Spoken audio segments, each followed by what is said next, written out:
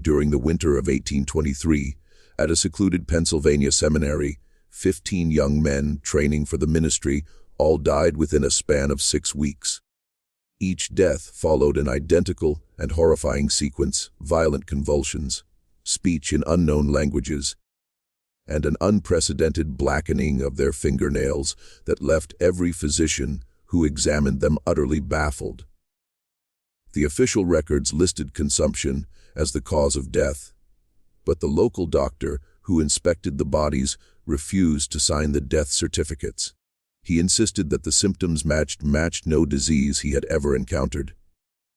Even more disturbingly, he claimed to have discovered something in their blood that drove him to burn his medical notes and flee the county before the night was over.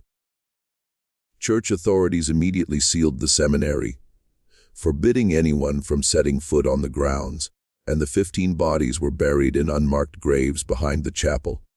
For 200 years, the Presbyterian Church has steadfastly refused to discuss the events at Whitmore Seminary.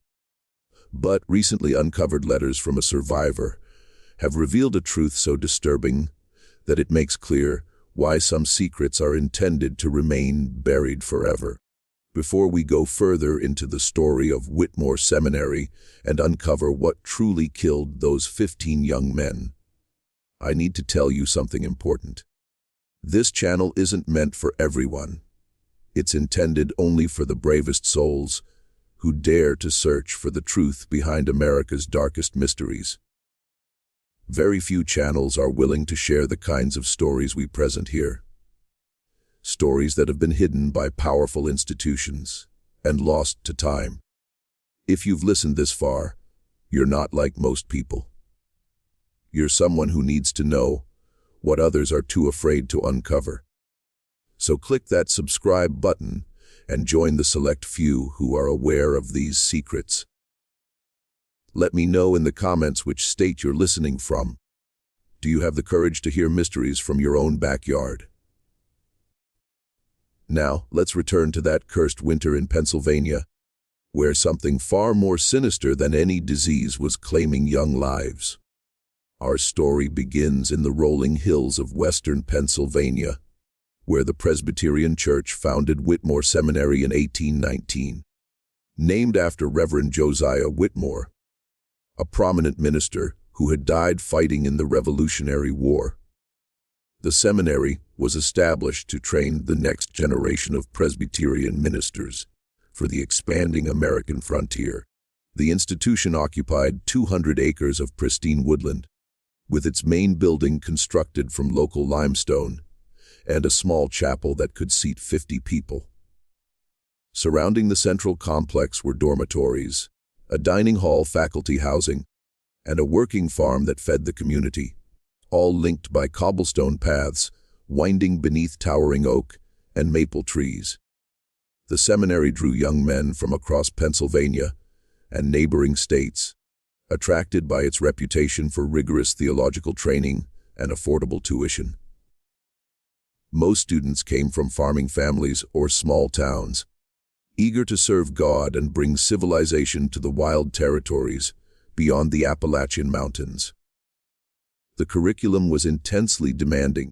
Students studied Greek and Latin, biblical exegesis, systematic theology, homiletics, church history, and practical ministry skills. They attended chapel twice daily, adhered to strict schedules, and were expected to lead lives of exemplary moral character. The selection process was thorough, requiring recommendation letters from local ministers, proof of academic preparation, and a detailed account of their divine calling to ministry. The Presbyterian Church took its duty seriously to train pious men for the frontier, where ministers often served multiple congregations across vast distances and faced challenges that demanded both theological knowledge and practical wisdom. In the autumn of 1823, 43 students were enrolled at Whitmore Seminary. The oldest was 28-year-old Marcus Hartwell, a former schoolteacher from Lancaster County who had felt the call to ministry after his wife died in childbirth. Marcus was a serious, contemplative man who had studied theology and philosophy extensively before arriving. His fellow students respected his maturity and often sought his counsel on academic and personal matters. The youngest was barely 18. Timothy Brennan, the son of Irish immigrants who had scraped together every penny to send their boy to seminary. Timothy's father had died in a mining accident when he was 14, and his mother had worked as a seamstress for 4 years to save for his education. Timothy carried the weight of his family's sacrifice and was determined to succeed, often studying by candlelight late into the night. Among them were farmers' sons, like Samuel Brewster, whose family had worked the same land in Lancaster County for 3 generations. Samuel was known for his robust health and cheerful nature, always ready with a joke or a word of encouragement for his classmates. There was also Peter Cunningham, a quiet young man from western Pennsylvania who had been raised by his grandfather after his parents died of fever. Peter was intensely devout, spending hours each day in private prayer, often fasting and seeking divine guidance for his future ministry. James Morrison came from a well-to-do Philadelphia family that had initially opposed his decision to enter the ministry. His father, a successful merchant, had wanted James to join the family business, but the young man had felt an irresistible call to serve God. James was articulate and well-educated, with a particular gift for languages that made him one of the seminary's best students in Greek and Hebrew. Thomas Milliken, whose family had settled in Pittsburgh in the early 1800s, was known for his intellectual curiosity and his tendency to ask probing questions that sometimes unsettled his professors. Thomas had read well beyond the required curriculum and was fascinated by the theological controversies beginning to surface in American Presbyterianism. He was especially interested in the relationship between reason and revelation and how the church should respond to new philosophical ideas arriving from Europe. David Crane, who would later become the sole survivor of the group's terrible ordeal, was a practical young man from a farming family in central Pennsylvania. He had been drawn to ministry not by a dramatic religious experience, but by a steady conviction that God was calling him to serve. David was well liked by his classmates for his reliability and common sense, though he sometimes struggled with the more abstract theological concepts that came easily to students like Thomas and James. The head of the seminary was Dr. Cornelius Ashford, a stern but fair man in his 50s who had studied at Princeton Seminary under the renowned theologian Archibald Alexander. Dr. Ashford had been personally recruited by the Presbyterian Church to establish Whitmore Seminary, and he brought with him a reputation for scholarly excellence and pastoral wisdom. He demanded the best from his students, but was known to be genuinely concerned for their spiritual and intellectual growth. Dr. Ashford lived on campus with his wife Margaret and their teenage daughter Sarah.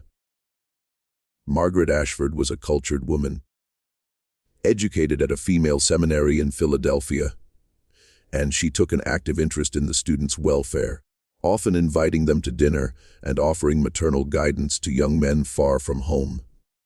Sarah, 18 years old and possessing both beauty and intelligence, was beloved by the students for her kind nature and sharp wit.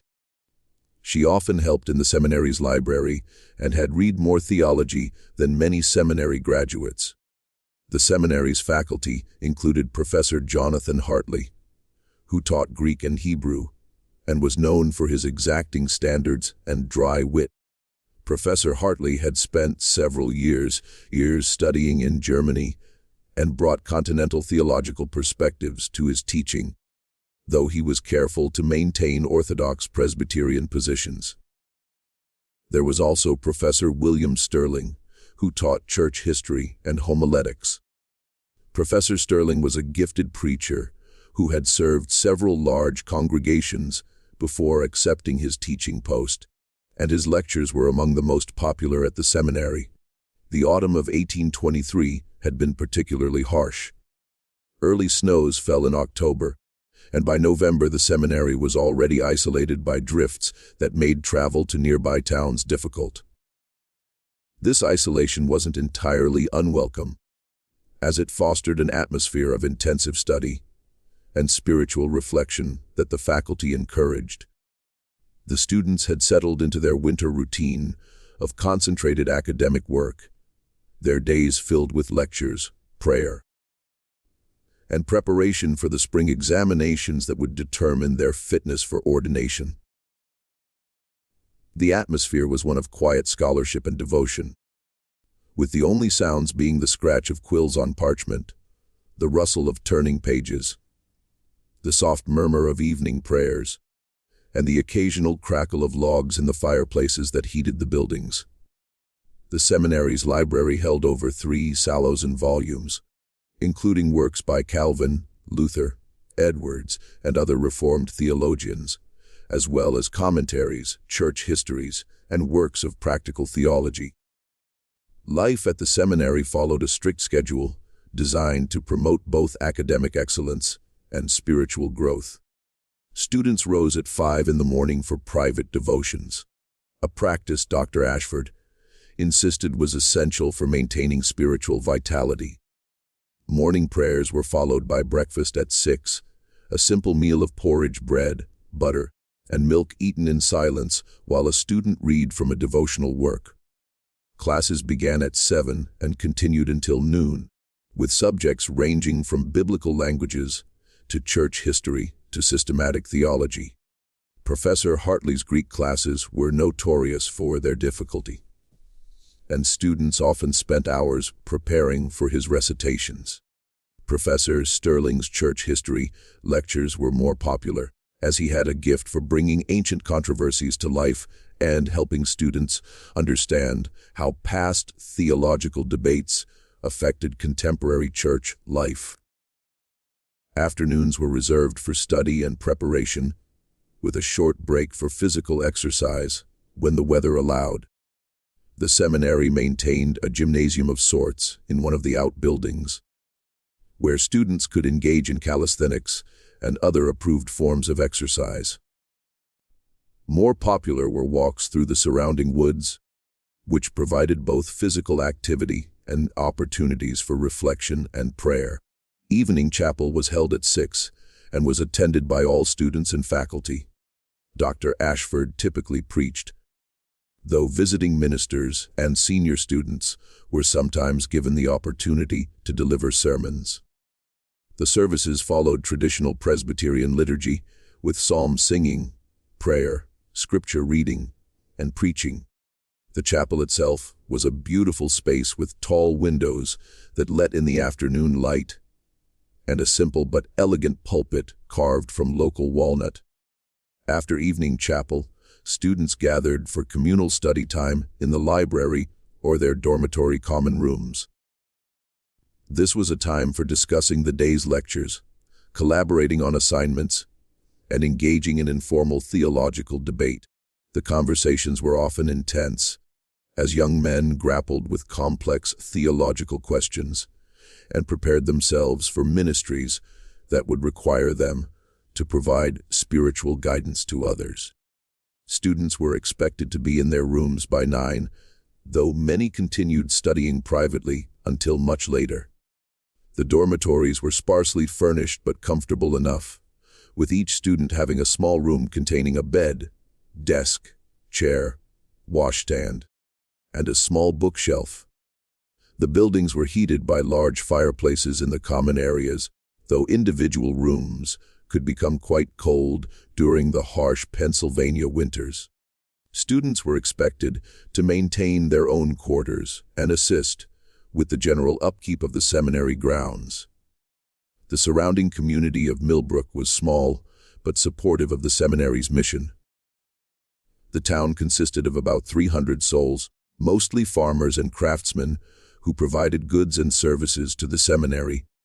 There was a general store, a blacksmith shop, a grist mill, and a small Presbyterian church where Dr. Ashford sometimes preached when the regular minister was away. The townspeople took pride in having the seminary in their midst and often attended special events and graduation ceremonies. The first sign that something was terribly wrong came on the morning of December 3, 1823. Thomas Milliken, a 22-year-old student from Pittsburgh, failed to appear for morning chapel. This was highly unusual, as Thomas was known for his punctuality and had never missed a chapel service in his 2 years at the seminary. When his roommate David Crane went to check on him, he found Thomas writhing on his bed, his body contorting in violent spasms, while unintelligible words poured from his lips. But what struck David most was not the convulsions or the strange utterances. It was Thomas's fingernails, which had turned completely black, as if dipped in ink. David immediately called for help, his shouts echoing through the dormitory corridors and rousing other students from their morning preparations. Within minutes, several classmates had gathered in Thomas's room, their faces pale with shock and concern as they witnessed their friend's inexplicable suffering.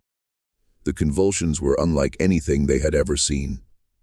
Thomas's back arched so severely that his body formed an almost perfect bridge, and his limbs jerked with such violence that it took 3 students to hold him down and prevent him from injuring himself. Dr. Ashford arrived within minutes, having heard the commotion from his residence nearby. The seminary's head was a man who prided himself on maintaining composure in difficult situations. But even he was visibly shaken by what he observed. Thomas's eyes had rolled back until only the whites were visible, and the words pouring from his mouth sounded like Latin, but were twisted into something that seemed to mock the very prayers the students had been taught to recite. Diminovism, Thomas repeated over and over, his voice growing more guttural with each repetition. Corpus diabolita. The words were recognizable as Latin, but they formed phrases no Orthodox Christian would ever utter. Dr. Ashford, fluent in Latin from his theological studies, felt a chill run down his spine as he realized Thomas was speaking in blasphemous inversions of sacred liturgical phrases. Dr. Ashford immediately summoned the local physician, Dr. Edmund Whitley, who lived in the nearby town of Millbrook. A messenger was dispatched on horseback through the snow, covered roads with instructions to bring the doctor back as quickly as possible.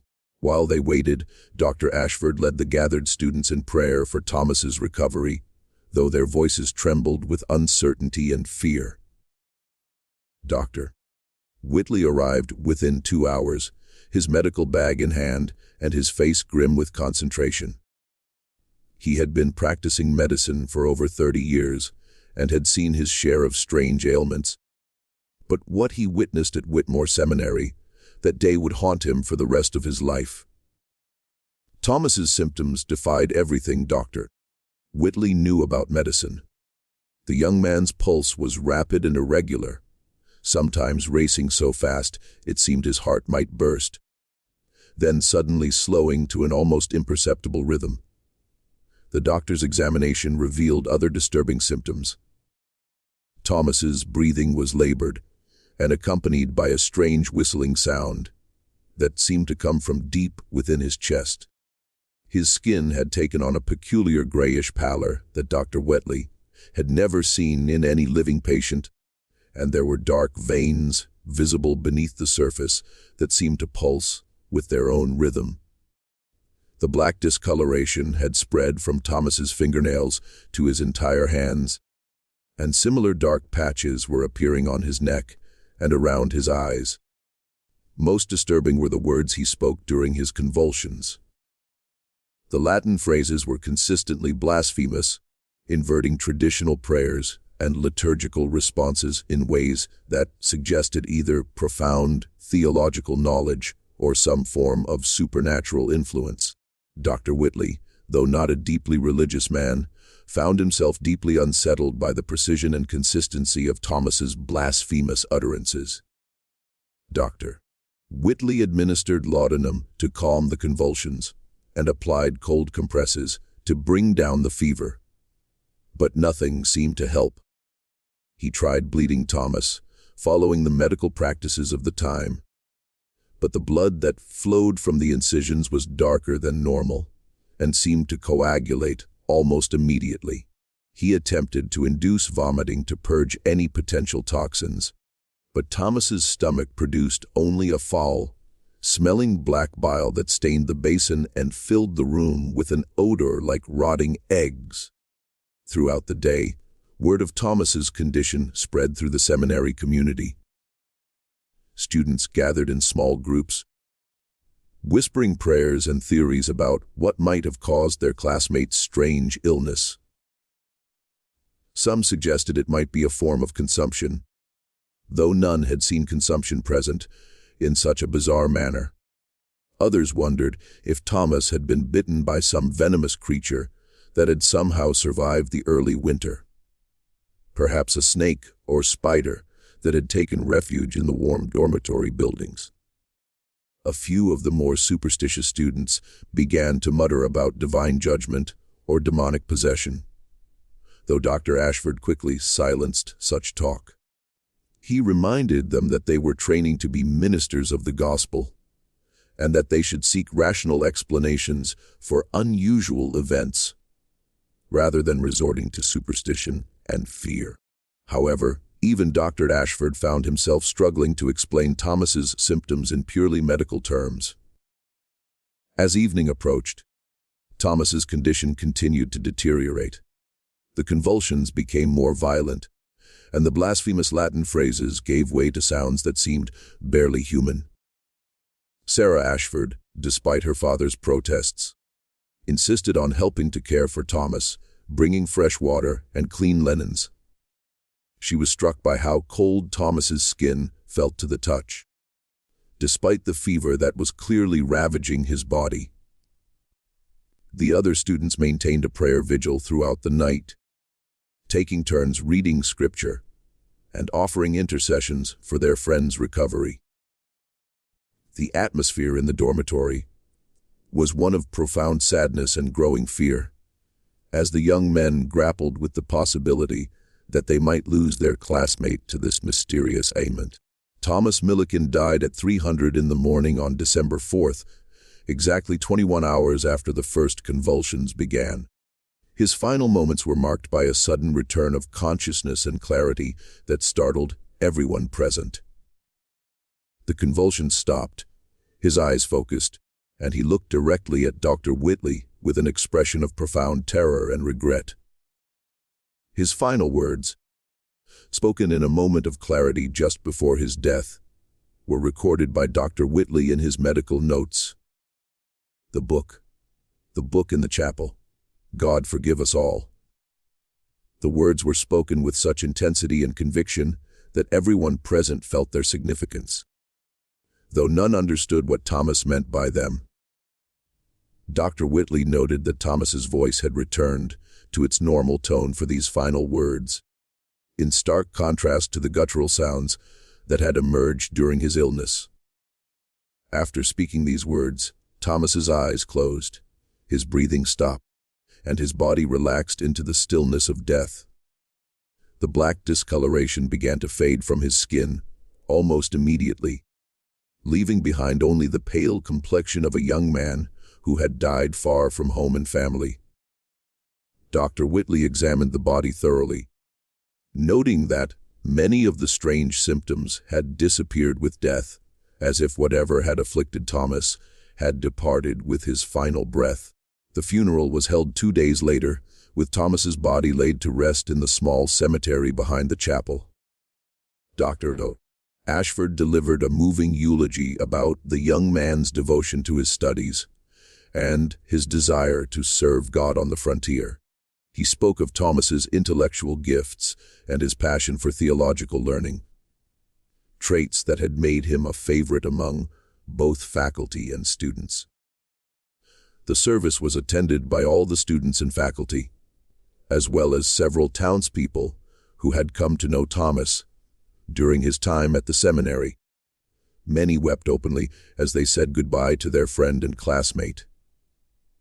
Timothy Brennan, the youngest student, was particularly affected by the loss, as Thomas had served as something of an older brother figure to him. Marcus Hartwell delivered a prayer at the graveside, asking God to receive Thomas's soul and to grant comfort to those who mourned his passing. But even as they mourned Thomas's death, a sense of unease had settled over the seminary community.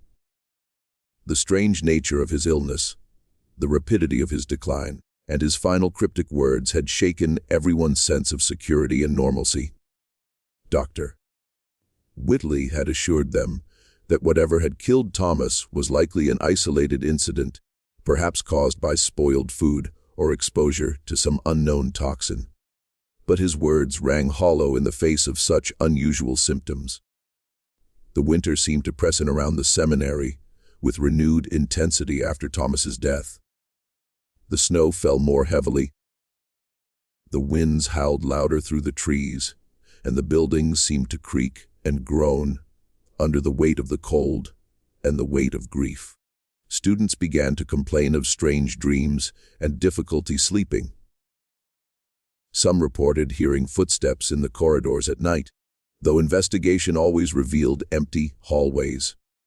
The atmosphere of quiet scholarship that had characterized the seminary began to give way to something more anxious and fearful. Professor Hartley noticed that his students seemed distracted during their Greek recitations, their minds clearly elsewhere despite their efforts to concentrate on their studies. Professor Sterling found that his church history lectures, usually received with enthusiasm, were met with worried faces and absent stares out the windows at the dark winter landscape. Dr. Ashford tried to maintain normalcy by adhering strictly to the seminary schedule and encouraging the students to find comfort in their studies and devotions. He increased the frequency of chapel services and arranged for special prayer meetings, focused on seeking God's comfort in times of trial. But despite his efforts, the shadow of Thomas's death hung over the community like a dark cloud that refused to lift. What none of them realized was that Thomas Milliken's death was only the beginning. The true horror would unfold over the following weeks, claiming life after life in a pattern so precise and methodical that it would challenge everything the survivors believed about disease, death, and the nature of evil itself. 3 days after Thomas's funeral, on December 9th, another student began showing the same terrifying symptoms. James Morrison, a quiet young man from Philadelphia who had been Thomas's study partner and closest friend at the seminary, woke his roommate with the same violent convulsions that had marked Thomas's final day. The convulsions began at exactly 300 in the morning, the same time that Thomas had died, a coincidence that would not be lost on those who witnessed both events. The pattern was identical in every detail. The same black fingernails appeared within hours, the same twisted Latin phrases poured from his lips, and the same grayish pallor spread across his skin like a shadow. James's roommate, William Foster, immediately recognized the symptoms and ran to fetch Dr. Ashford and Dr. Whitley, his bare feet slapping against the cold dormitory floors as panic gripped his heart. Dr. Whitley was summoned again, this time with a growing sense of dread that had settled in his stomach like a cold stone. He had spent the days since Thomas's death researching every medical text he could find, seeking some explanation for the bizarre symptoms he had witnessed. He had written to colleagues in Philadelphia and Pittsburgh describing the case and asking for their insights. But nothing in his extensive library or correspondence offered any clues that could explain what he had seen. The blackened fingernails, the convulsions, the strange vocalizations, taken individually, Each symptom might have had a rational explanation. Poisoning could cause convulsions. Certain diseases could affect the circulation and cause discoloration, and delirium could lead to incoherent speech. But together, they formed a pattern that seemed to exist outside the bounds of known medicine. A combination of symptoms that appeared in no medical textbook Dr. Whitley had ever studied. As Dr. Whitley examined James Morrison, he was struck by the precise similarity to Thomas's condition. Not only were the symptoms identical, but they appeared to be progressing at exactly the same rate. The black discoloration spread from the fingernails at the same speed. The fever followed the same pattern of intensity, and even the specific Latin phrases were repeated word for word. It was as if James was following some predetermined script that had already been written by Thomas's illness. The students who gathered to witness James's suffering were now openly terrified. The coincidence of two identical illnesses occurring so close together had shattered any remaining hope that Thomas's death had been an isolated incident. Whispers began to spread through the dormitory about curses and divine judgment, though Dr. Ashford continued to insist on rational explanations and discourage superstitious speculation. James Morrison died exactly 21 hours after his symptoms began, just as Thomas had. His final words were identical. The book in the chapel, God forgive us all. The precision of the timing and the repetition of the same final message sent a chill through everyone present. Dr. Whitley had begun to suspect some form of contagion, though he had never encountered any disease that produced such consistent symptoms and timing. The possibility of contagion led Dr. Whitley to order that James's body be prepared for burial immediately and that his personal effects be burned as a precautionary measure. He also instituted quarantine procedures, requiring that anyone who had been in close contact with either Thomas or James be isolated and monitored for signs of illness. The dormitory where both men had lived was sealed and fumigated with sulfur smoke, a standard practice for dealing with potentially infectious diseases. The students were now openly terrified, their fear palpable in every conversation and visible in every face. 2 deaths in a week, both following the same horrifying pattern, had shattered their sense of safety and normalcy. The seminary, which had been a place of learning and spiritual growth, now felt like a trap from which death might emerge at any moment to claim another victim. Dr. Ashford attempted to maintain order by increasing the frequency of chapel services and encouraging the students to find comfort in prayer and study. He arranged for additional prayer meetings and Bible studies, hoping that increased devotional activity might provide both spiritual comfort and practical distraction from their fears. He also wrote to the Presbyterian church authorities in Philadelphia, informing them of the situation and requesting guidance on how to proceed. The response from Philadelphia was swift and decisive. The Reverend Dr. Jonathan Blackwood, a senior administrator in the Presbyterian church, was dispatched immediately to investigate the situation and provide assistance. Dr. Blackwood was known for his calm demeanor and practical approach to crisis management, having dealt with various emergencies in Presbyterian institutions throughout Pennsylvania and New Jersey. But before Dr. Blackwood could arrive, the pattern repeated itself again. On December 12th, 3 days after James Morrison's death, it happened a third time. This time, the victim was Samuel Brewster, a 25-year-old from rural Lancaster County who had been known for his robust health and cheerful disposition. Samuel had been one of the most popular students at the seminary, always ready with a joke or encouraging word for his classmates, and his illness sent shockwaves through the entire community. The pattern was identical in every terrifying detail: violent convulsions beginning at 300 in the morning, blackened fingernails, twisted Latin phrases, grayish pallor, and death exactly 21 hours later. Samuel's final words were the same as his predecessors. The book in the chapel. God forgive us all. The repetition was now so precise that Dr. Whitley began to document every aspect of the illness, hoping to find some clue that might explain the impossible consistency. Dr. Whitley had now witnessed 3 deaths that followed the same impossible pattern. As a man of science and rational thought, he struggled to accept what he was seeing.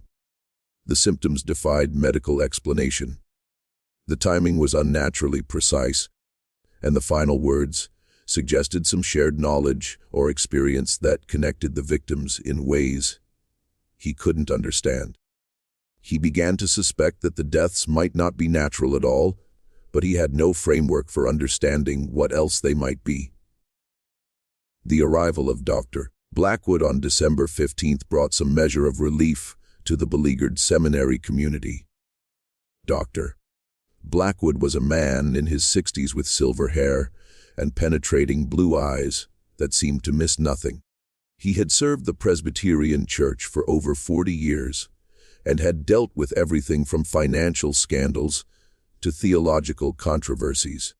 He immediately took charge of the situation with the authority and confidence that came from decades of experience. Dr. Blackwood convened a meeting with Dr. Ashford, Dr. Whitley, and the senior faculty to discuss the situation and develop a plan of action. He listened carefully to Dr. Whitley's detailed account of the 3 deaths, asking pointed questions about symptoms, timing, and any potential connections between the victims. He also interviewed several students who had been close to the deceased, seeking any information that might explain the mysterious pattern. His assessment was pragmatic and decisive, though privately he was deeply troubled by what he had learned. Dr. Blackwood concluded that the seminary was dealing with some form of highly contagious disease that had not yet been identified by medical science. While he had never encountered anything like the symptoms Dr. Whitley described, he had seen enough epidemics to know that unknown diseases could sometimes emerge and devastate communities before doctors understood how to treat them.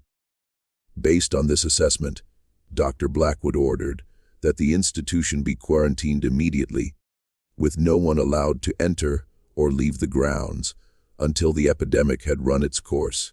He sent word to the Presbyterian church authorities in Philadelphia explaining the situation and requesting that prayers be offered for the seminary community.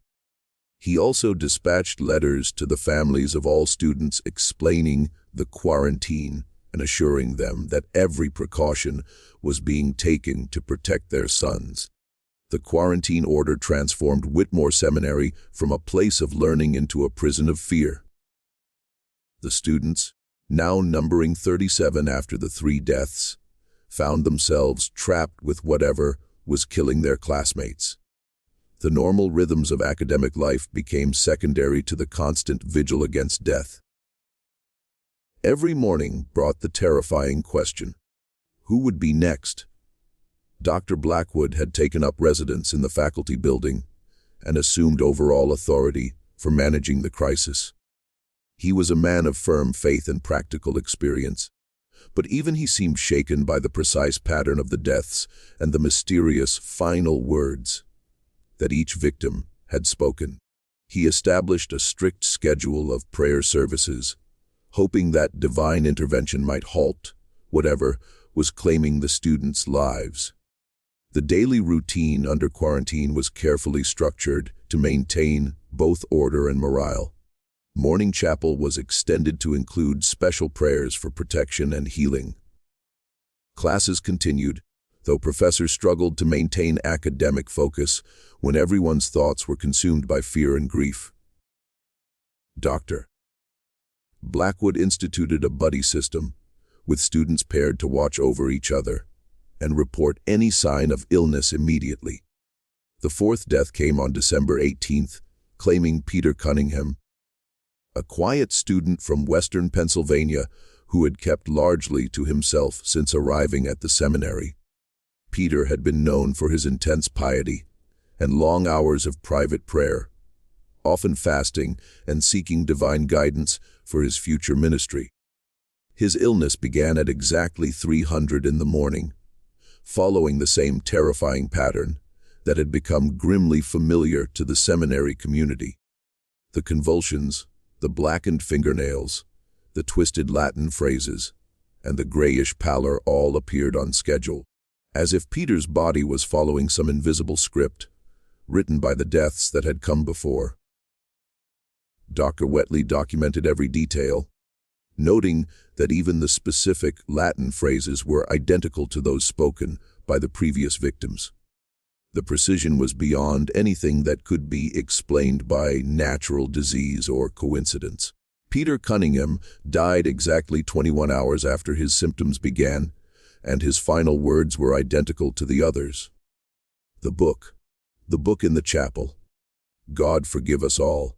Dr. Whitley had begun to focus intensely on these final words, convinced that they held the key to understanding the mysterious deaths.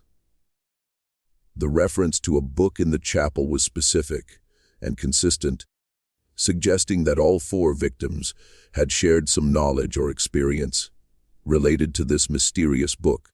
The mention of a book in the chapel had begun to intrigue not only Dr. Whitley, but also Dr. Blackwood, who had extensive experience with theological controversies and church discipline. Both men understood that dying words often carried special significance, and the consistency of the message across 4 different victims suggested that it was not merely the product of delirium or fever-induced hallucinations. Dr. Blackwood approached Dr. Ashford about conducting a thorough search of the chapel, but the seminary's head was reluctant to disturb the sacred space based on what he considered the ravings of dying men. Dr. Ashford argued that the chapel was the heart of the seminary's spiritual life, and that searching it would undermine the students' faith and confidence in the institution. He preferred to focus on medical solutions rather than pursuing what he saw as superstitious speculation. However, Dr. Blackwood's experience with church controversies had taught him that dying words often revealed secrets that the living were reluctant to acknowledge.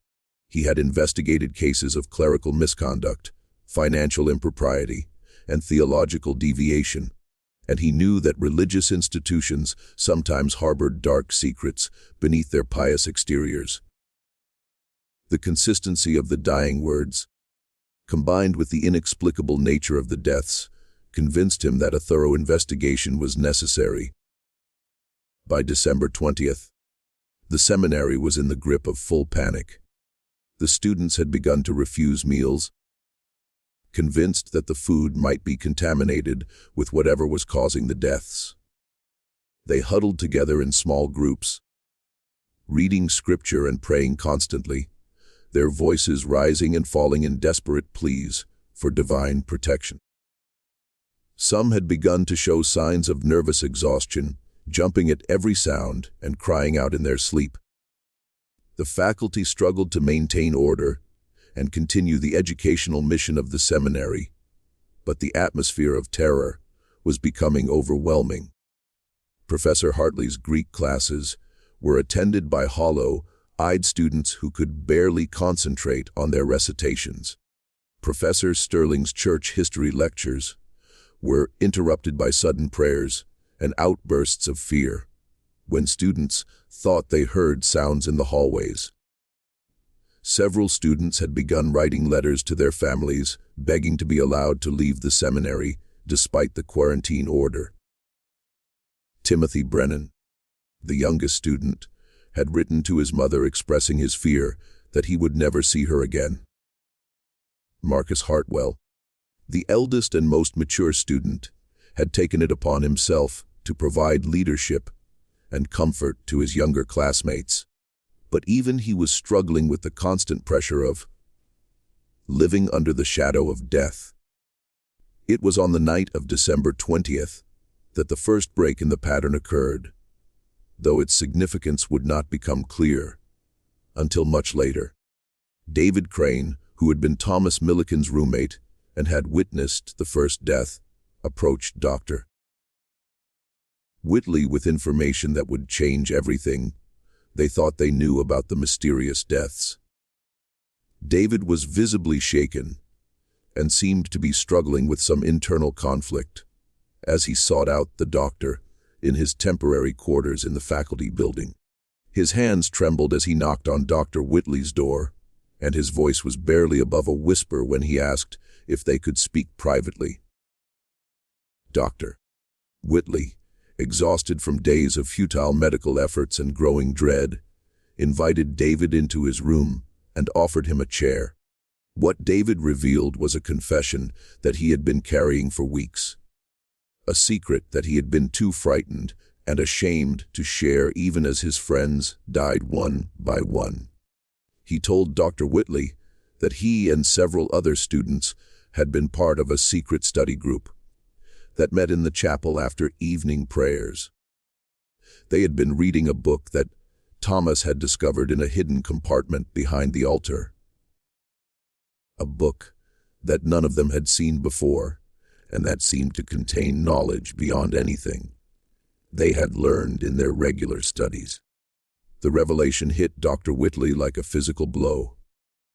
Here, finally, was a connection between the victims beyond the timing and symptoms of their deaths. If they had all been part of this secret study group, their deaths might not be random at all. They might be connected to whatever they had been reading in that mysterious book that each victim had referenced in their final words. David's hands shook as he described the book and the group's activities. According to his account, the book was bound in what appeared to be human skin, though none of them had wanted to examine it too closely. The pages were made of some form of parchment that seemed much older than anything else in the seminary's library, and the text was written in a mixture of Latin and symbols that none of them could fully identify. The discovery had been made by Thomas Milliken during routine maintenance work in the chapel in early October. The seminary's buildings were old and required constant upkeep, and students were often assigned to help with minor repairs and cleaning. Thomas had been working alone in the chapel one evening when he noticed that one of the stones behind the altar seemed loose. When he investigated, he found a hidden compartment that contained the mysterious book along with several other items that appeared to be very old. Thomas had been immediately fascinated by the discovery and had shared it with his closest friends James Morrison, Samuel Brewster, Peter Cunningham, David Crane, and Marcus Hartwell. The 6 young men had formed a secret study group to examine the book and attempt to decipher its contents. They began meeting twice weekly after evening prayers, when the chapel was empty and the faculty had retired for the night. According to David's trembling testimony, the book appeared to be some form of advanced theological text, but written in a style and language that seemed to predate anything they had studied in their regular curriculum. The symbols and diagrams scattered throughout the text suggested knowledge of spiritual practices that went far beyond orthodox Presbyterian doctrine. The Latin text was interspersed with Hebrew words and strange symbols that resembled no alphabet any of them had encountered. Thomas had been convinced that the book contained secret wisdom that could enhance their understanding of divine mysteries and make them more effective ministers. He argued that God had led him to discover the book for a purpose, and that they had a responsibility to study its contents and unlock its secrets. The other members of the group had been initially skeptical, but Thomas's enthusiasm and apparent scholarly insights had gradually won them over. As David continued his confession, Dr. Whitley began to understand the full scope of what had been happening at the seminary.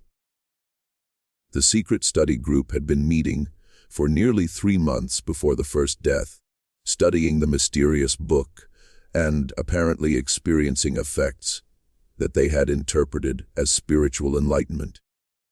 David described how the group members had begun to feel superior to their fellow students, believing they had been chosen to receive special knowledge that would make them extraordinary ministers. The group's activities had not gone entirely unnoticed. Several students had reported seeing lights in the chapel at unusual hours, and some had heard strange sounds coming from the building during the night. Dr. Ashford had investigated these reports, but found nothing amiss during his inspections. The group had been careful to cover their tracks, meeting only when they were certain the faculty was asleep, and always returning the book to its hiding place before dawn. David revealed that the book contained not only text, but also detailed instructions for various spiritual exercises and practices. Some of these involved meditation techniques that were unlike anything taught in Orthodox Presbyterian theology.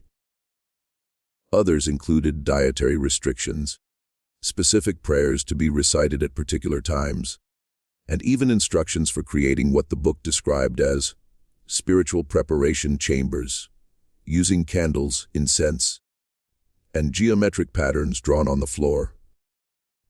The group had begun implementing these practices, initially with what seemed like positive results. They reported experiencing vivid dreams in which they seemed to communicate with angelic beings who revealed profound truths about the nature of God and creation. They felt more spiritually alive than ever before, and their academic performance actually improved as they applied insights from their secret studies to their regular coursework. But as David continued his account, it became clear that the supposed benefits had come with a price. The members of the group had begun to experience physical symptoms that they initially dismissed as signs of spiritual transformation. They suffered from headaches, insomnia, and strange sensations in their hands and feet. Their appetites changed, and they found themselves craving foods that they had never eaten before, particularly meat that was barely cooked. Thomas, as the group's leader and the one who had discovered the book, experienced the most severe symptoms. He began to complain of a constant burning sensation in his stomach and reported that he could sometimes hear voices speaking to him in languages he didn't recognize. But instead of being alarmed by these symptoms, he had convinced himself and the others that they were signs of spiritual advancement, evidence that their souls were being prepared for higher forms of divine communication. The group had also begun to notice changes in their relationships with other students and faculty. They found themselves becoming impatient with what they saw as the simplistic theology taught in their regular classes. They looked down on their classmates who seemed content with ordinary spiritual experiences and conventional understanding of Scripture. They began to see themselves as an elite group chosen by God for special revelation and destined for extraordinary ministries. Marcus Hartwell, the eldest member of the group, had begun to have doubts about their activities. In November, he told David that he had started experiencing nightmares in which the angelic beings they thought they were communicating with revealed themselves to be something far more sinister. In these dreams, the beautiful faces transformed into hideous masks, and the divine wisdom they offered turned into blasphemous mockeries of sacred truth. Marcus had wanted to end the group's meetings and return the book to its hiding place, but Thomas had convinced him that his doubts were a test of his faith and commitment to the advanced knowledge they were receiving. Thomas argued that spiritual progress always involved periods of testing, and that Marcus was being challenged to demonstrate his worthiness to receive higher revelations. The pressure within the group to continue their studies had been intense. Thomas had become increasingly obsessed with the book and spent hours copying passages and creating his own interpretations of the symbols and diagrams. He had begun to speak of their group as the chosen ones and claimed that they were being prepared for a special mission that would transform the Presbyterian Church and American Christianity. As David's confession continued, Dr. Whitley began to piece together a timeline that connected the group's activities to the pattern of deaths. The first symptoms had appeared in late November, beginning with Thomas, but gradually affecting all members of the group. The physical symptoms had been accompanied by psychological changes that included increased aggression, paranoia, and a growing sense of superiority over others.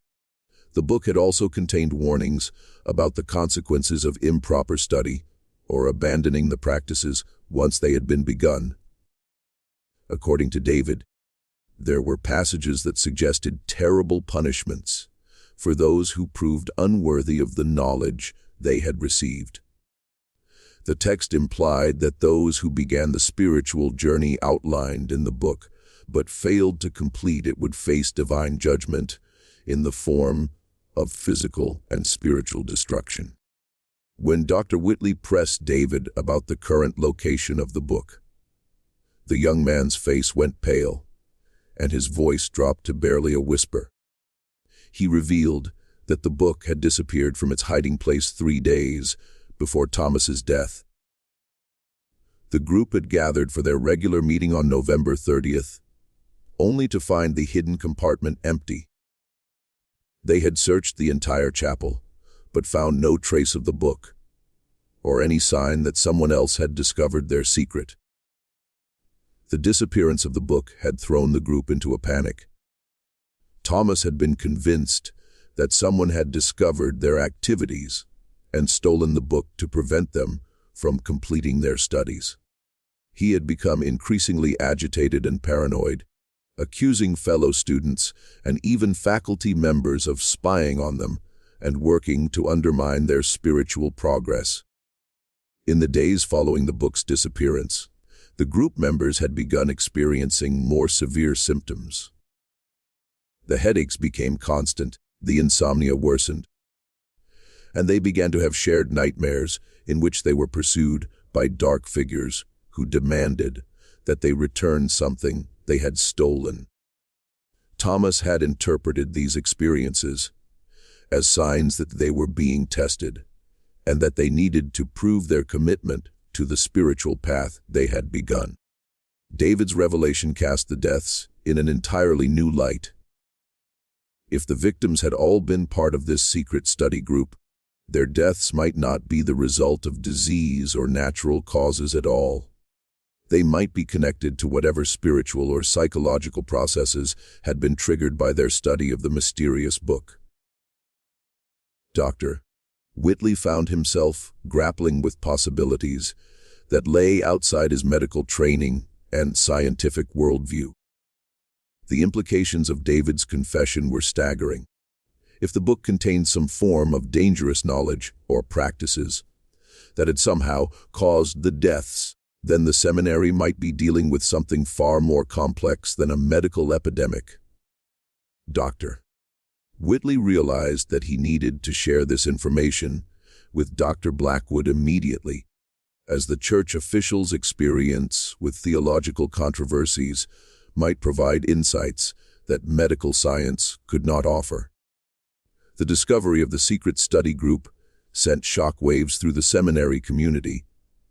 When Dr. Whitley shared David's confession with Dr. Blackwood, the church official's reaction was immediate and decisive. He ordered a full investigation, interrogating every student and faculty member about their knowledge of the group and the mysterious book. What he uncovered was a conspiracy of silence that had been maintained for months, with nearly half the student body aware of the secret meetings, but too frightened to speak out. Dr. Blackwood's investigation revealed the depth of the deception that had been occurring under the seminary's roof. Students came forward with accounts of seeing lights in the chapel at unusual hours, hearing strange chanting and unfamiliar prayers, and noticing changes in the behavior of the group members.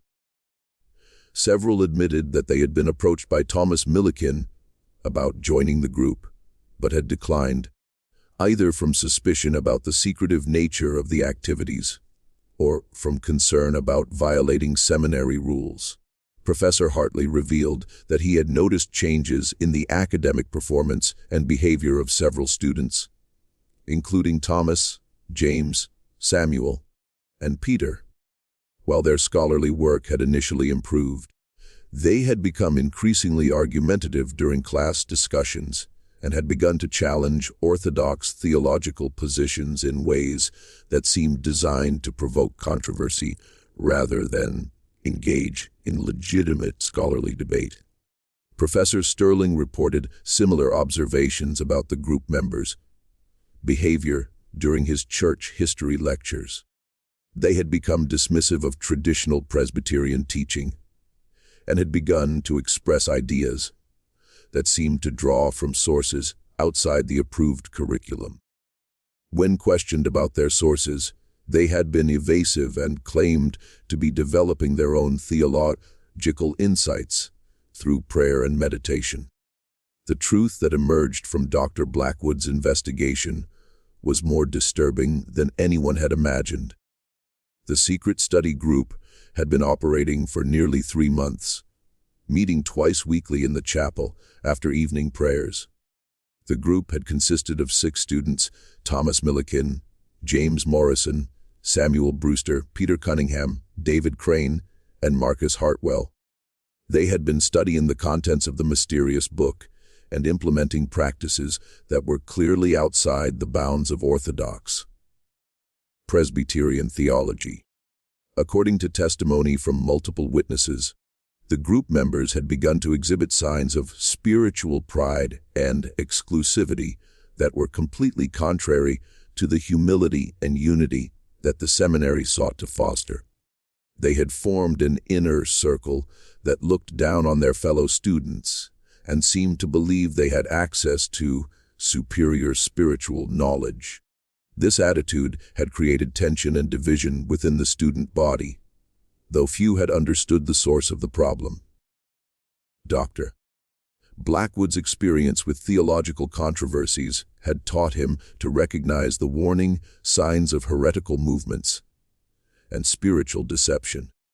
The behavior described by witnesses, the secrecy, the claims of special revelation, the growing sense of superiority, and the departure from orthodox teaching, all pointed to a classic pattern of spiritual corruption that he had encountered in other contexts. The church official also noted the significance of the fact that the deaths had begun only after the book had disappeared from its hiding place. This suggested that the book itself might not be the direct cause of the deaths, but rather that the deaths might be connected to the spiritual and psychological processes that had been set in motion by the group's activities. Dr. Blackwood ordered a thorough search of the chapel. Despite Dr. Ashford's continued reluctance to disturb the sacred space, the search revealed the hidden compartment that David had described, along with evidence that it had recently been occupied. The compartment contained traces of wax from candles, ashes from burned materials, and faint markings on the walls that suggested the presence of symbols or diagrams that had been partially erased. The search also revealed other disturbing evidence of the group's activities. Behind the altar, investigators found geometric patterns carved into the floor that had been covered with rugs during regular services. These patterns were unlike anything found in Orthodox Christian art or architecture, and seemed to serve some ritual purpose that remained unclear. Most significantly, the search uncovered a collection of papers hidden in a different location within the chapel. These papers contained handwritten notes and copies of passages from the mysterious book, apparently made by Thomas Millikan. during the group studies. The notes revealed the extent of the group's departure from Orthodox Christianity and provided insight into the nature of the knowledge they had been pursuing. The notes described spiritual practices that involved direct communication with supernatural entities, techniques for achieving altered states of consciousness, and methods for gaining power over other people through spiritual manipulation. The language used was a mixture of Christian terminology and concepts that seemed to draw from occult traditions that were completely foreign to Presbyterian theology. One particularly disturbing passage, copied in Thomas's handwriting, described a ritual for opening the gates between worlds that required the participation of 6 individuals who would serve as vessels for divine manifestation. The ritual promised to grant the participants enhanced spiritual powers and direct access to divine knowledge, but it also warned of severe consequences for those who proved unworthy or who attempted to abandon the process once it had begun. Dr. Whitley realized that the group had unknowingly been performing some version of this ritual through their regular meetings and study sessions. Their focus on the book's contents, combined with their implementation of the spiritual practices it described, had apparently initiated a process that was now claiming their lives one by one. The 5th death occurred on December 21st, claiming Marcus Hartwell himself. The timing was particularly significant, as Marcus had been the one member of the group who had expressed doubts about their activities and had wanted to end their meetings. His death followed the same pattern as the previous 4, but his final words were different and more revealing. Instead of referencing the book in the chapel, Marcus spoke repeatedly of being chosen and marked for the harvest. His words suggested that he understood something about the nature of what was happening to the group members, though he died before he could provide any clear explanation. Dr. Whitley noted this deviation from the pattern, wondering if it might provide a clue to understanding the mysterious deaths. David Crane was now the only surviving member of the original study group, a fact that was not lost on anyone at the seminary. The students and faculty watched him with a mixture of sympathy and suspicion, wondering if he would be the next victim or if he might hold the key to stopping the deaths. David himself was consumed with guilt and terror, convinced that he would soon follow his friends into death. The psychological pressure on David was enormous. He was isolated from his classmates by his knowledge of the secret group and his role in their activities. Yet he was also the only person who could provide information that might prevent further deaths. Dr. Blackwood and Dr. Whitley spent hours questioning him about every detail of the group's activities, hoping to find some clue that might break the deadly pattern. David revealed that the book had contained detailed prophecies about what would happen to those who studied its contents.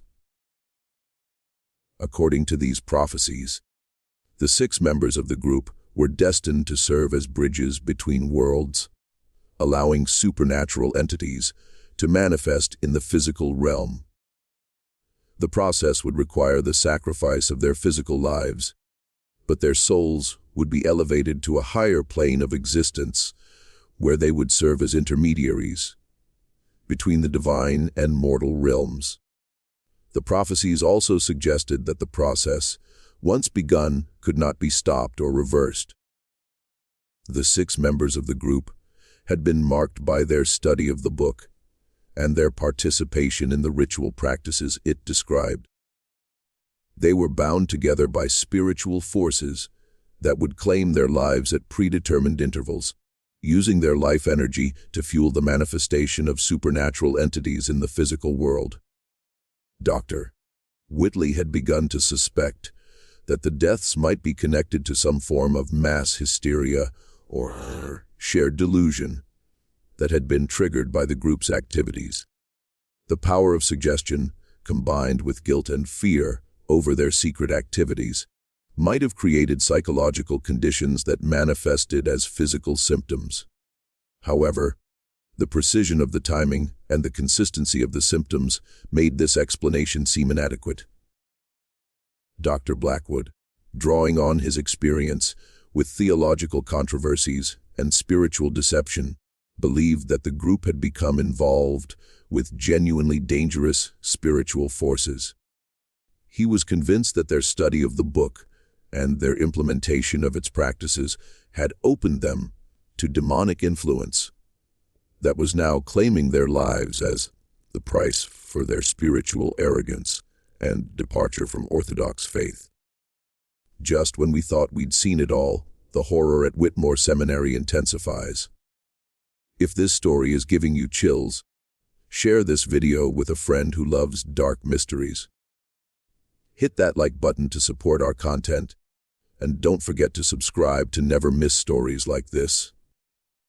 Let's discover together what happens next, because the truth about that mysterious book is about to be revealed in ways that will challenge everything you believe about good and evil.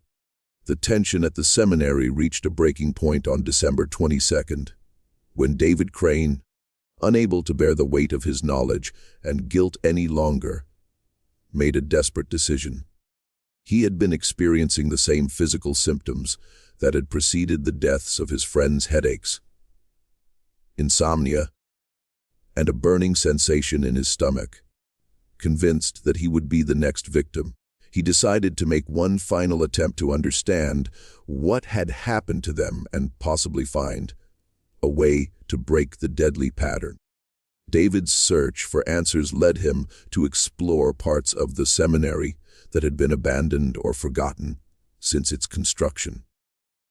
He had remembered Thomas mentioning that the book seemed much older than the seminary itself, which suggested that it might have been hidden in the chapel before the building was even completed. This possibility led David to investigate the history of the land and the circumstances surrounding the seminary's founding. His search took him to the basement of the main building, where old construction materials and abandoned furniture were stored. It was there, behind a wall that had been bricked up decades earlier, that he made a discovery that would change everything they thought they knew about Whitmore Seminary and the mysterious book that had cost his friends their lives. The hidden chamber that David uncovered was small, but filled with items that clearly predated the seminary's construction. There were books, documents, personal effects, and artifacts that suggested someone had deliberately concealed these materials before the building was completed. Most importantly, the chamber contained evidence of the true identity of the man for whom the seminary had been named. The documents David discovered painted a picture of the Reverend Josiah Whitmore that was completely different from the heroic Revolutionary War minister that the seminary's founders had believed they were honoring. The real Josiah Whitmore had indeed been a minister, but he had also been involved in occult practices that had scandalized his congregation and ultimately led to his expulsion from the Presbyterian Church.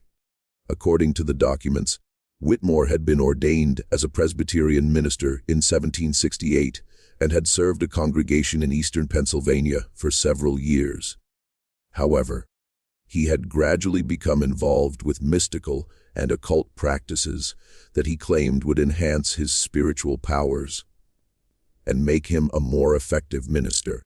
He had begun to incorporate elements of folk magic, astrology, and ceremonial magic into his religious practice, justifying these departures from Orthodox Christianity as advanced forms of spiritual knowledge.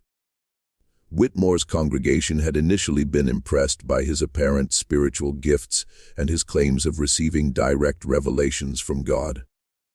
However, as his practices became more extreme and his teachings more divergent from Presbyterian doctrine, opposition had begun to grow. Several church members had accused him of practicing witchcraft and consorting with evil spirits. Charges that Whitmore had vehemently denied while continuing to pursue his occult studies. The situation had come to a head in 1781, when Whitmore had attempted to perform what he described as great working that would permanently open communication between the physical and spiritual worlds. The ritual had required the participation of 6 volunteers from his congregation, whom he had convinced to serve as vessels for divine manifestation. The ritual had taken place in the church during a secret meeting attended only by Whitmore's most devoted followers. According to the documents, the ritual had gone terribly wrong. Instead of achieving divine communication, the 6 participants had all died within hours of the ceremony. Their bodies found in the church the next morning, in a state that witnesses described as horrifying. The exact nature of their condition was not detailed in the documents, but references to blackened extremities and blasphemous utterances suggested disturbing similarities to what had been happening at the seminary. The deaths had caused an immediate scandal that had spread throughout the Pennsylvania Presbyterian community. Whitmore had been arrested and charged with murder, though he had maintained his innocence and claimed that the deaths were the result of divine judgment on those who had proven unworthy of the spiritual advancement he had offered them. The trial had been brief and decisive. Multiple witnesses had testified about Whitmore's occult practices and his departure from orthodox Christian teaching. The physical evidence found in the church, including ritual implements, occult books, and geometric patterns carved into the floor, had convinced the jury that Whitmore had indeed been practicing witchcraft, and that his activities had directly caused the deaths of the 6 congregation members. Josiah Whitmore had been convicted of witchcraft and murder, and had been executed in 1782, not dying heroically in the Revolutionary War, as the seminary's official history claimed. His personal library and ritual implements had been confiscated by church authorities, who had intended to destroy them, but had apparently decided instead to hide them away, where they could not cause further harm.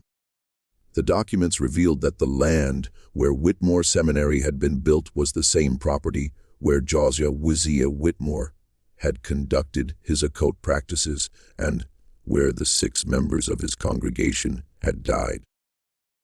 The seminary's founders had been unaware of this history, having been told that they were honoring a martyred patriot rather than a convicted witch and murderer. Most significantly, David discovered that the mysterious book that had been the focus of his study group was Whitmore's personal grimoire, a collection of occult knowledge and ritual instructions that he had compiled over years of study and practice. The book contained not only the spiritual exercises that the group had been performing, but also detailed accounts of Whitmore's experiments in supernatural communication and his theories about opening permanent gateways between the physical and spiritual worlds.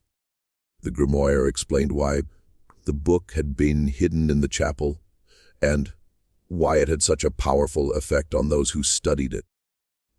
Whitmore had deliberately consecrated the land for his occult practices and had designed his rituals to create permanent spiritual openings that would allow supernatural entities to manifest in the physical world. The book had been placed in the chapel as a trap for anyone who might discover it, ensuring that Whitmore's work would continue even after his death. According to the grimoire's instructions, the ritual that Whitmore had attempted required the life force of 6 participants to fuel the opening of gateways between worlds. The deaths were not a failure of the ritual, but rather its intended outcome, providing the spiritual energy necessary for supernatural entities to establish a permanent presence in the physical realm. David realized with growing horror that he and his friends had unknowingly been repeating Whitmore's failed experiment. Their study sessions had gradually prepared them to serve as the 6 vessels required for the ritual, and their deaths were not random tragedies but necessary sacrifices for a process that had been set in motion over 40 years earlier. The grimoire also contained information about how the ritual might be interrupted or prevented, though the methods described were as dangerous as the ritual itself. According to Whitmore's notes, breaking the ritual would require destroying the grimoire and performing a counter-ritual that would sever the connection between the physical and spiritual worlds. However, the grimoire warned that attempting to break the ritual would result in the immediate death of any remaining vessels, as the supernatural entities would claim their lives to prevent the interruption of the process. Armed with this terrible knowledge, David Crane faced an impossible choice. He could attempt to break the ritual and save the seminary from further tragedy, but doing so would almost certainly cost him his own life. Alternatively, he could allow the process to continue and hope that his death would complete the ritual and end the threat to others, though the grimoire suggested that the successful completion of Whitmore's work would have consequences that extended far beyond the seminary. David spent the night of December 22nd wrestling with this decision, reading through Whitmore's notes and trying to understand the full implications of what he and his friends had unleashed. The physical symptoms that had preceded his friends' deaths were now affecting him more severely, and he could feel his time running out. The burning sensation in his stomach had intensified, and he had begun to experience the same auditory hallucinations that Thomas had described. By dawn on December 23rd, David had made his decision. He sought out Dr. Whitley and Dr.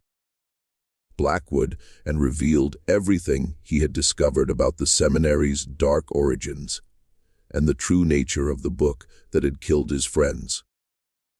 The 2 men listened in stunned silence as David explained Josiah Whitmore's history and the ritual that had been claiming the lives of the study group members.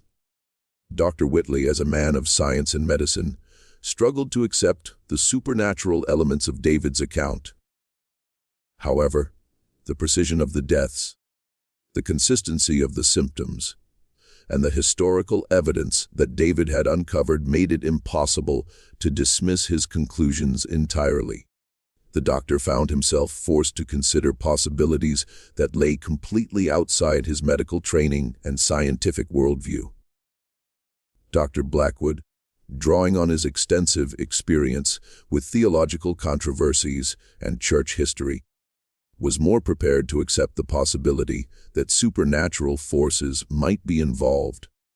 He had encountered other cases of occult practices within Christian communities and knew that such activities often led to tragic consequences, though he had never seen anything as systematic and deadly as what was happening at the seminary. The 3 men gathered in Dr. Blackwood's quarters to examine the evidence that David had uncovered and to decide on a course of action. The grimoire's instructions for breaking the ritual were clear but terrifying. They would need to destroy the book while performing a counter-ritual that would sever the spiritual connections that Whitmore had established.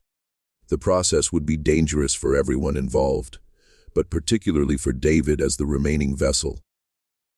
Dr. Blackwood insisted on involving Dr. Ashford in their planning. Despite the seminary head's continued reluctance to accept supernatural explanations for the deaths, when confronted with the historical evidence and the grimoire itself, Dr.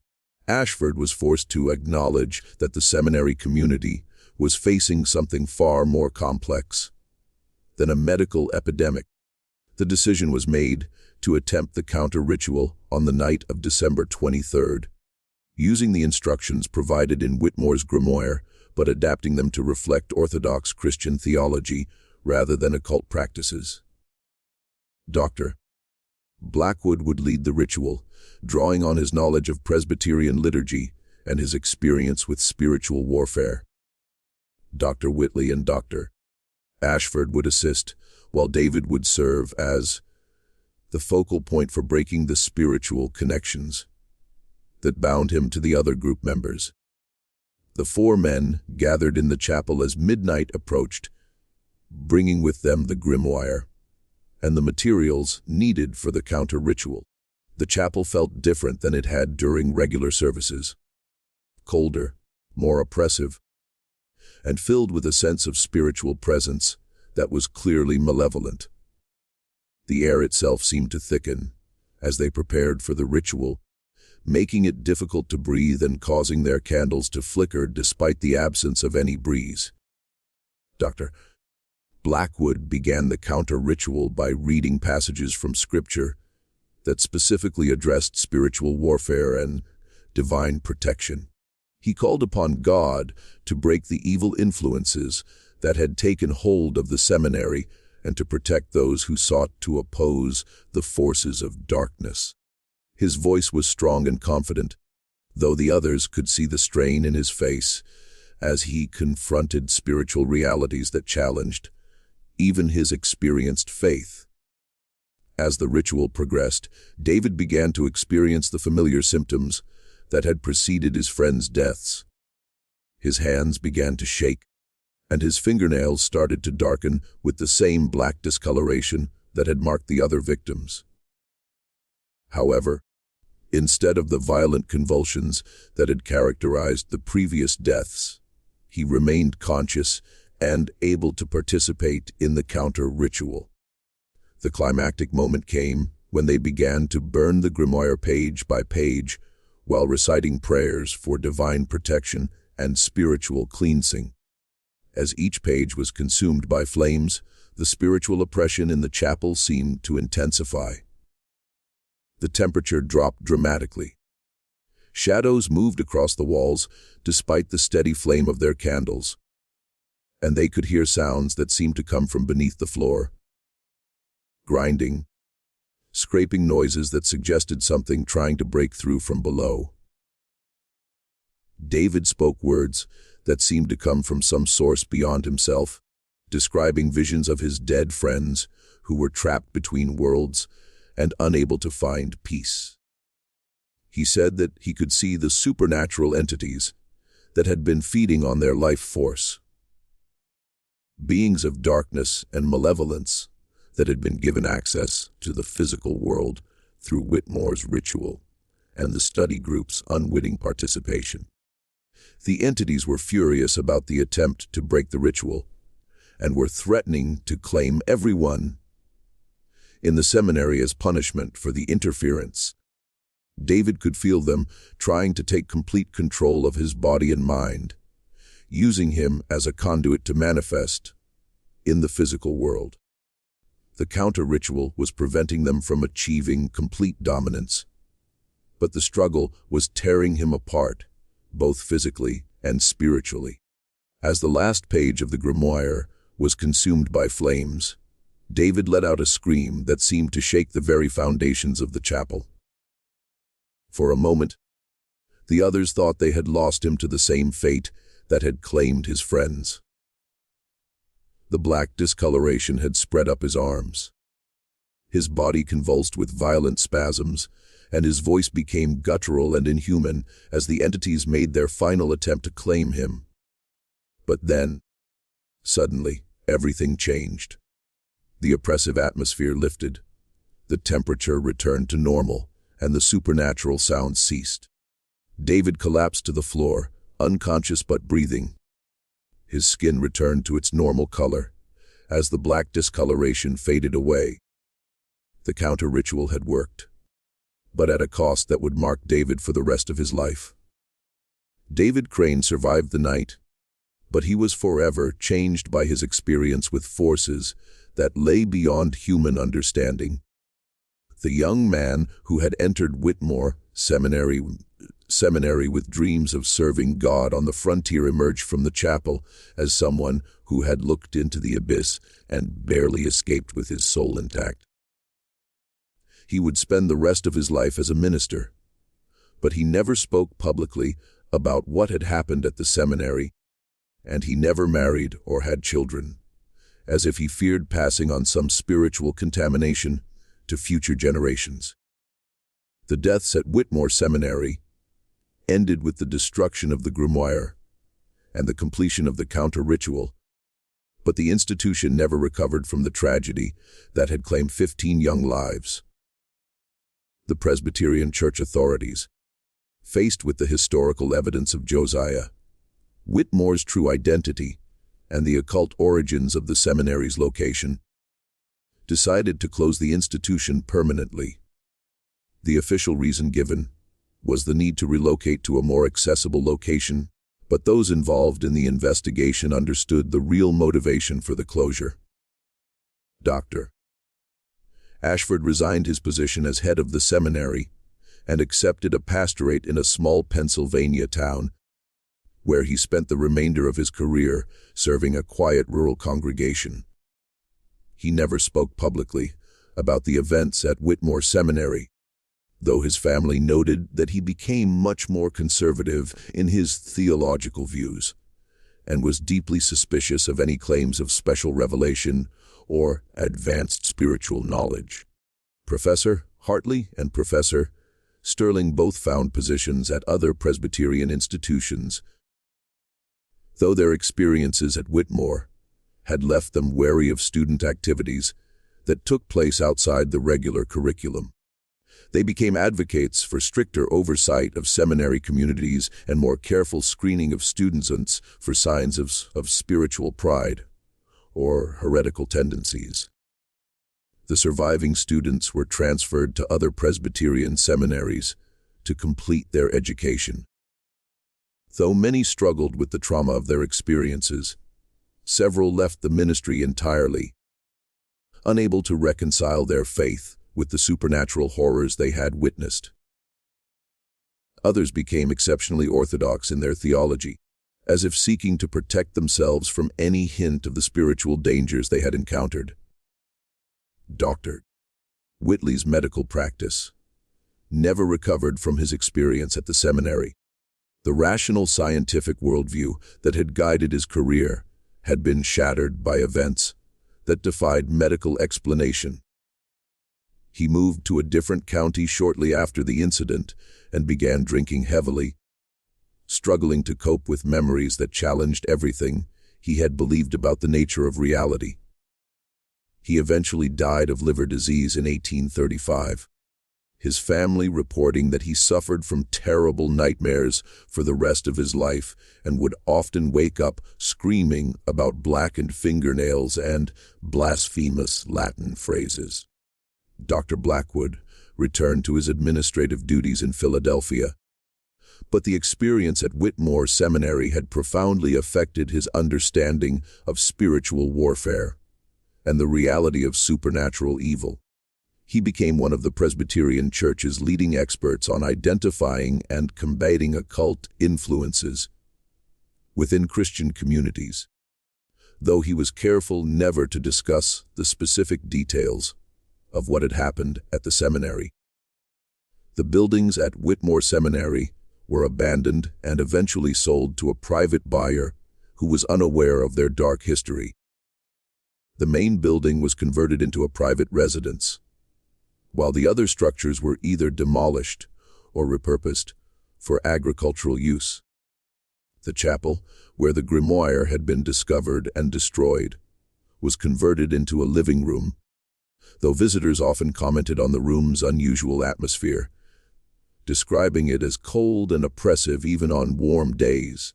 The cemetery, where the 15 victims were buried, was moved to make way for agricultural improvements, and the bodies were reinterred in a public cemetery in Millbrook. The graves were marked with simple stones that gave only the names and dates of death, with no mention of their connection to the seminary or the circumstances of their deaths. Over time, Even these modest memorials were forgotten, and the location of the graves became lost to local memory. Dr. Whitley's medical notes from the incident were sealed by church authorities and deposited in the Presbyterian Historical Society's archives, where they remained classified for nearly 2 centuries. The official cause of death for all 15 victims was listed as consumption complicated by nervous exhaustion, a diagnosis that satisfied public curiosity, but concealed the true nature of the tragedy. The church's investigation reports and Dr. Blackwood's recommendations for preventing similar incidents were also classified and stored alongside Dr. Whitley's notes. The letters that David Crane wrote to his family during and after the incident were discovered in 2019 when his great-great-grandson was cleaning out an old trunk in the family's attic. These letters, along with Dr. Whitley's notes and fragments of the church investigation, provide the only surviving account of what really happened at Whitmore Seminary during that terrible winter of 1823 to 1824. David's letters reveal the profound impact that the experience had on his understanding of good and evil, faith and doubt, and the dangers of spiritual pride. He wrote extensively about the seductive nature of the forbidden knowledge that the group had pursued and the gradual way that their pursuit of spiritual advancement had led them away from orthodox Christian faith. He expressed deep remorse for his role in the tragedy and spent the rest of his life trying to atone for his participation in activities that had cost his friends their lives. The letters also revealed David's ongoing struggle with guilt and trauma. In the years following the incident, he was haunted by vivid nightmares in which he relived the deaths of his friends and was tormented by the possibility that he might somehow be responsible for their fates. He sought counseling from several ministers and theologians, though he was never able to find complete peace with what had happened. David's ministry career was marked by exceptional orthodoxy and a deep suspicion of any claims of special revelation or advanced spiritual knowledge. He served several rural Pennsylvania congregations, focusing on practical, pastoral care and biblical preaching rather than theological speculation. His sermons were noted for their emphasis on humility, the dangers of spiritual pride, and the importance of remaining within the bounds of orthodox Christian teaching. The mystery of Whitmore Seminary serves as a chilling reminder of the dangers that can arise when spiritual pride and the pursuit of forbidden knowledge lead people away from the safety of orthodox faith and community accountability. The 15 young men who died had been sincere in their desire to serve God, but their ambition to become extraordinary ministers had led them to seek shortcuts to spiritual power that ultimately destroyed them. The story also illustrates the way that past evils can continue to influence present events. As Josiah Whitmore's occult practices created spiritual openings that remained active for decades after his death. The seminary's founders had been completely unaware that they were building on cursed ground, but their ignorance did not protect the institution from the consequences of its dark heritage. The Presbyterian Church's response to the tragedy reflects the institution's commitment to protecting its members from spiritual dangers while maintaining the confidentiality necessary to prevent panic and scandal. The decision to classify the investigation reports and relocate the surviving students demonstrated both pastoral concern and institutional wisdom in dealing with events that challenge conventional understanding. The long-term effects of the Whitmore Seminary incident can be seen in the Presbyterian Church's subsequent policies regarding seminary oversight and student activities. The Church implemented stricter controls over extracurricular activities, required more frequent faculty supervision of student gatherings, and established formal protocols for investigating unusual incidents at church institutions. These changes, while never explicitly connected to the Whitmore tragedy, reflected lessons learned from an experience that had nearly destroyed one of the church's most promising educational ventures. The incident also influenced Presbyterian theological education in more subtle ways.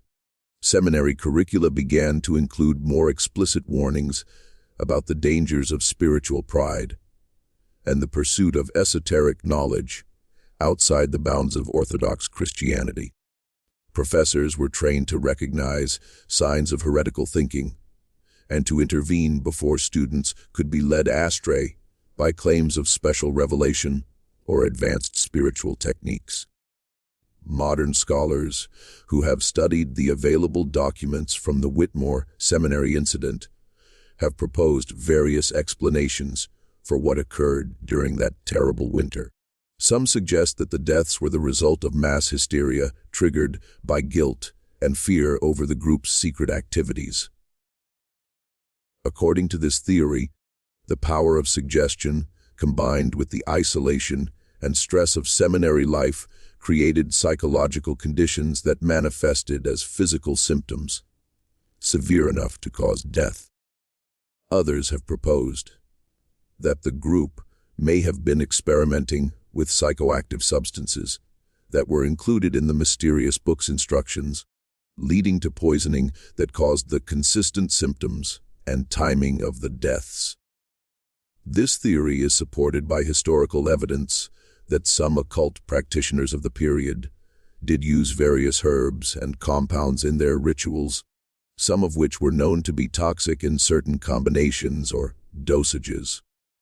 A third group of scholars has suggested that the deaths may have been the result of deliberate poisoning by someone who discovered the group's activities and decided to eliminate them to protect the seminary's reputation. This theory would explain the precision of the timing and symptoms, as well as the disappearance of the book from its hiding place. However, no evidence has ever been found to support this explanation, and it fails to account for many of the incident's more unusual aspects. Religious scholars and theologians have generally been more willing to accept the possibility that supernatural forces were involved in the Whitmore Seminary deaths. They point to the consistent pattern of blasphemous utterances, the precise timing of the deaths, and the historical evidence of Josiah Whitmore's occult practices as support for the theory that the students had indeed encountered malevolent spiritual entities through their study of the grimoire. These scholars argue that the incident serves as a powerful reminder of the reality of spiritual warfare and the importance of maintaining orthodox Christian faith and practice. They see the tragedy as a cautionary tale about the dangers of seeking spiritual knowledge outside the bounds of established church teaching and the protective authority of Christian community. The current owners of the property where Whitmore Seminary once stood remain unaware of its dark history. The main building has been extensively renovated and expanded over the years, with modern additions that have eliminated most traces of its original architecture.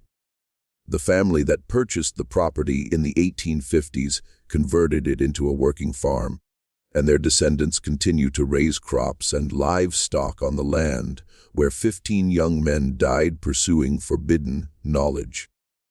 Local historians in the Millbrook area have occasionally noted the existence of the former seminary, but most residents are unaware of the tragedy that led to its closure. The official Presbyterian church history of the period mentions Whitmore Seminary only briefly, noting that it operated from 1819 to 1824 before being relocated due to transportation difficulties. This sanitized version of events has effectively erased the memory of what really happened during that terrible winter 2 centuries ago. The chapel where the secret study group conducted their meetings and where the counter-ritual was performed has been completely transformed. What was once a sacred space dedicated to Christian worship is now a comfortable family room with modern furnishings and no trace of its religious origins. Visitors to the house sometimes comment on an unusual atmosphere in this particular room. A sense of coldness and oppression that persists even on warm days. But the current owners attribute this to the building's age and the room's northern exposure. The cemetery, where the 15 victims were originally buried, has been completely obliterated by 2 centuries of agricultural activity. The bodies were moved in the 1840s when the land was converted to farming. But even the public cemetery, where they were reinterred, has undergone changes that have obscured their final resting places. The simple stones that once marked their graves have been replaced or removed, and their names are no longer associated with any particular location. Perhaps most significantly, the spiritual contamination that Josiah Whitmore sought to create on the property appears to have been successfully cleansed by the counter-ritual performed by Dr. Blackwood and his companions. Unlike other locations associated with occult practices, the former seminary grounds show no signs of ongoing supernatural activity. The land has been productive and peaceful for nearly 2 centuries, suggesting that David Crane's sacrifice and the destruction of the grimoire effectively severed the spiritual connections that had made the tragedy possible. The story of Whitmore Seminary ultimately serves as both a historical mystery and a spiritual cautionary tale.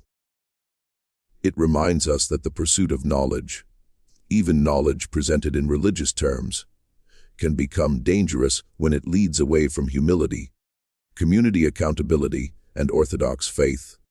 The 15 young men who died were not evil people, but they were proud people who believed they could handle spiritual forces that were beyond their understanding and control. Their deaths also demonstrate the way that past sins can continue to affect future generations, as Josiah Whitmore's occult practices created conditions that would claim innocent lives decades after his own execution. The seminary's founders had no way of knowing that they were building on cursed ground, but their ignorance did not protect the institution from the consequences of its dark heritage. The response of the church authorities to the crisis shows both the strengths and limitations of institutional religion when confronted with supernatural evil. Dr. Blackwood's willingness to take spiritual warfare seriously and to act decisively in the face of unexplained deaths probably saved the seminary community from even greater tragedy. However, the church's subsequent decision to suppress information about the incident, while understandable from a pastoral perspective, has prevented future generations from learning important lessons about spiritual discernment and the reality of supernatural evil. The medical profession's response to the incident, as represented by Dr. Whitley's experience, illustrates the limitations of purely naturalistic approaches to understanding human experience. Dr. Whitley's scientific training prepared him to diagnose and treat physical ailments, but it left him completely unprepared to deal with phenomena that appeared to have spiritual rather than material causes. His subsequent alcoholism and early death suggest that some experiences are too traumatic to be processed within a purely secular worldview. David Crane's survival and his subsequent ministry career demonstrate that it is possible to encounter supernatural evil and emerge spiritually intact, but only through reliance on divine protection and orthodox Christian faith. His willingness to sacrifice his own life to save others reflects the highest ideals of Christian service, while his lifelong struggle with trauma shows the lasting effects that such experiences can have on those who survive them. The gradual fading of memory about the Whitmore Seminary incident reflects broader cultural changes in American society's understanding of spiritual reality. In 1823, most Americans still believed in the reality of supernatural forces and the possibility of spiritual warfare. By the late 19th century, scientific materialism had begun to replace religious explanations for unusual phenomena, making it easier for incidents like the Whitmore tragedy to be forgotten or reinterpreted in naturalistic terms. Today, the story of Whitmore Seminary challenges both religious and secular worldviews. For believers, it serves as a reminder that spiritual warfare is real and that the pursuit of religious knowledge must be balanced by humility and submission to orthodox teaching. For skeptics, it presents a historical puzzle that resists easy explanation and forces consideration of possibilities that lie outside the bounds of materialistic thinking.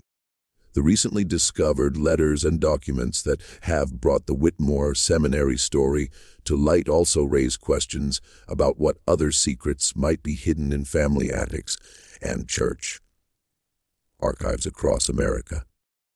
How many other incidents of supernatural activity have been forgotten or suppressed over the centuries? What lessons might be learned from tragedies that were deliberately erased from historical memory? The story also speaks to contemporary concerns about the dangers of spiritual pride and the pursuit of esoteric knowledge outside the bounds of established religious authority. In an age when alternative spiritualities and claims of special revelation are increasingly common, the fate of the Whitmore Seminary study group serves as a warning about the potential consequences of abandoning traditional safeguards and community accountability.